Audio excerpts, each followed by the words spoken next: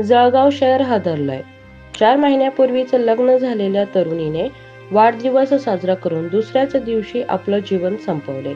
सासराचा छळ, पैशाचा मागणी आणि मानसिक त्रासामुळे आई वडील सुन्न झालेत. अशा घटना थांबत का नाही? उत्तर कोण देणार? नेमकं काय घडलं पाहण्याआधी HSN मराठी न्यूज चॅनलला सबस्क्राईब करायला विसरू नका, जेणेकरून अशा महत्त्वाचे अपडेट्स तुम्हाला मिळत राहतील. चला जाणून घेऊया. जळगाव शहरातील सुंदर मोती नगर परिसरात घडलेल्या घटनेनं सर्वांना हादरवलं आहे.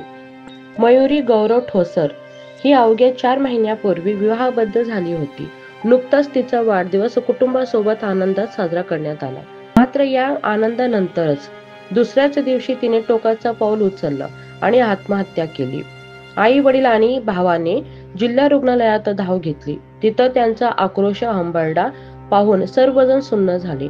कुटुंबियांचा आरोप आहे की मयुरीवर सासरच्या लोकांकडून मानसिक व शारीरिक छळ होत होता. तसेच सातत्याने पैशाची मागणी केली जात होती. या छळाला कंटाळून तिने आपलं जीवन संपवलं.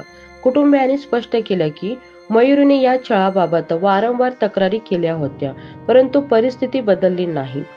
उलट वाढदिवसाच्या दुसऱ्याच दिवशी ती मृत्यूला कवटाळली. तिच्या मृत्यूनंतर माहेरकडून तीव्र संताप व्यक्त केली आहे.